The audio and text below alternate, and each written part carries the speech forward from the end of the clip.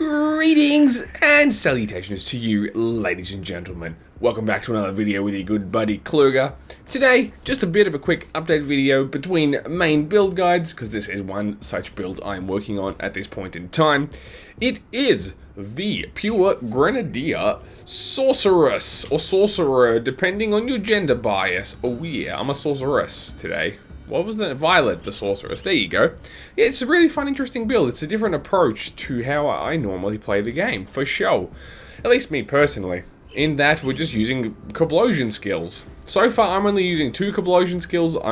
Explosion skills. I may expand that beyond. We'll see how we go. But anyway, let's have a look at what we're doing in the skill tree. So obviously focusing on grenade stuff. So I have maxed Grenado. And I have maxed Canister Bomb. Excuse me.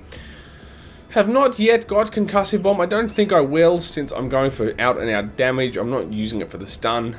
But, you know, maybe it's worth it. I'm not sure. And so far, just 3 points in the modifier improved casing, which I probably will up. Full Grenado with plus skills, I think, from my shoulder guards. The Grenadier shoulder guards. And 4 points here at the moment in high impact. I don't know if I'll invest in Skyfire Grenado. It does 50% by fire converted to lightning damage. I'm not sure if I'm sold on that just as yet, but it could be cool.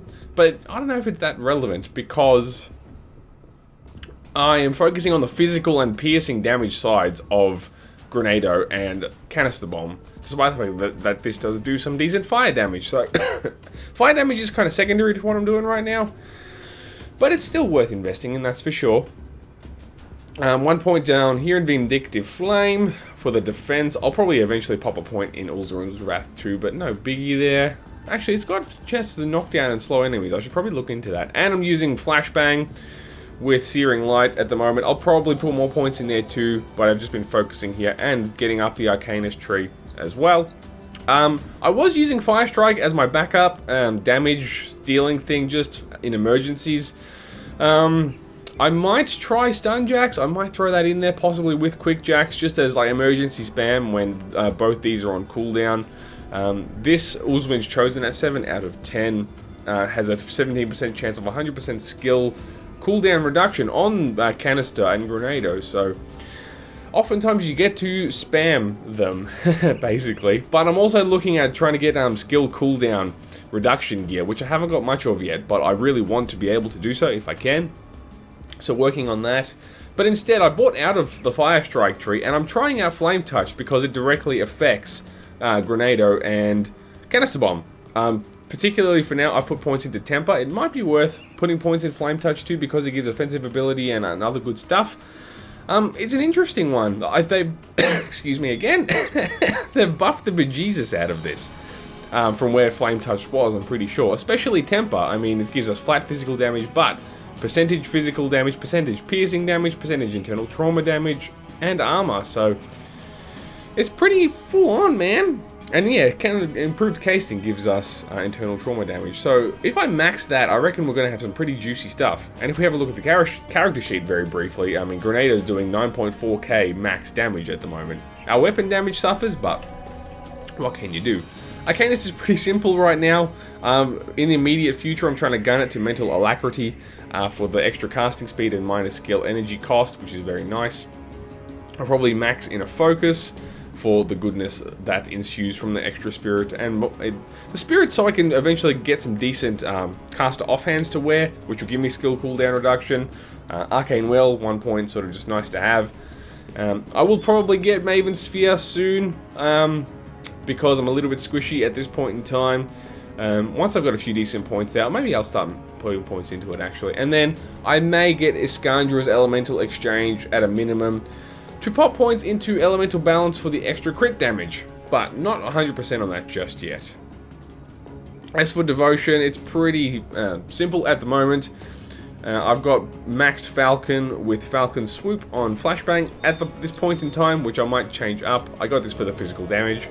I got Hawk for the offensive ability and crit damage. I've got Empty Throne for the resistances. I might get Rowan's Crown, but I don't have it yet. But that gave me enough to start getting Chariot of the Dead. In one more devotion, I will be able to get Wayward Soul. which is 100% chance on critical hit to give us healings and goodness, which is a skill I want to work towards. But this gives us nice offensive ability, tastiness as well.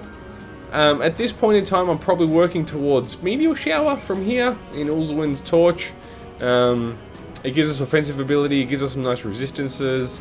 Crit damage. Does it give us any physical? It doesn't. It's mostly on fire damage, but Meteor Shower gives us a big physical damage thing, and putting that on Grenada is probably going to be heaps fun, so we'll play around with that. I haven't found anything else I really want to get into at this point in time, so that's what I'm working towards. Like I said, I'll probably get stuff like Rowan's Crown, because this should have some resistances, doesn't it? Yeah, it's got 18% elemental resistance, and some other good stuff. But I'm still playing that by ear a little bit. You know, I could get stuff like Hammer, or some points in Hammer, but then its skill is on block, which I won't have a shield for very long, so I'm not too sure on that. But there's other options. I mean, the tree, the devotion thing, constellations don't offer a heap in the way of just straight physical damage. So, getting some offensive stuff, but offsetting that with some, you know, resistance goodness. Like I said, Empty Crown, Empty Throne, and Rowan's Crown. Even Chariot of the Dead gives some good resistances. So yeah, focusing probably more on the defensive side in the long run. I'm still a ways off being able to get this anyway. I still need to get freaking Chaos stuff for that, so I'll probably get something like Viper, you know, that kind of stuff. So, I mean, this thing wise, attributes wise, mostly on physique and cunning. Probably will start leaning more towards the physique side for trying to get this through more than just normal difficulty.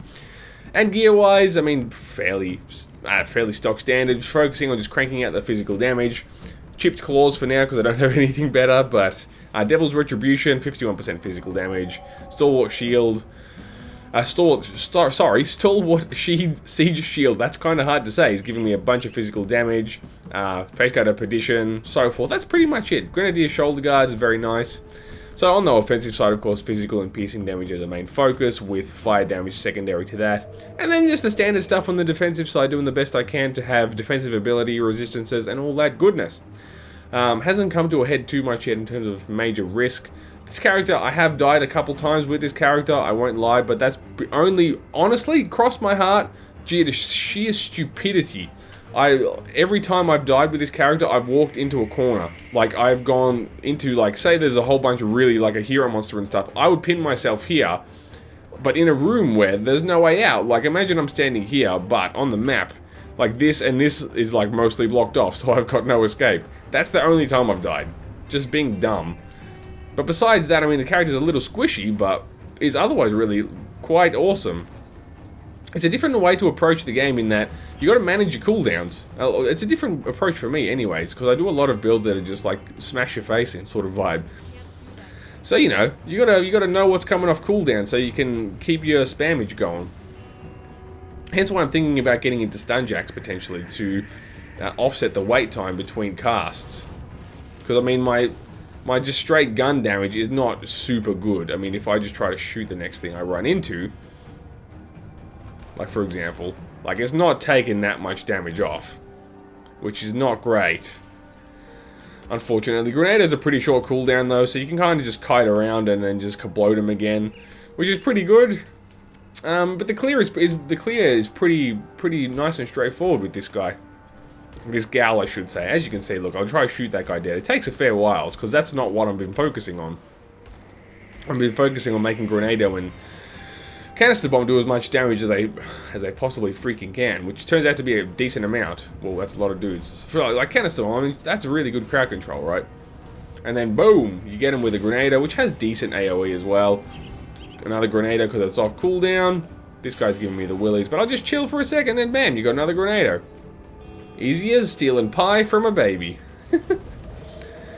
So like I said, it's a little susceptible to squishiness, but still working through that. Probably will end up getting Maven's Sphere of Protection. It's just a case of being a little bit careful, but I mean, damage-wise, we are in a pretty good shape. It's just, yeah, offsetting those cooldowns, which I'm sure you guys probably do better than me. I'm still working on it, and I was doing better when I had a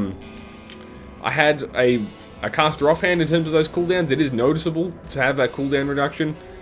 But I was really squishy, and the best book I could find that I could actually wield, Low Spirit, meant that, you know, I was better off swapping in the long run. Blam. Hey, I got a blue. Nice.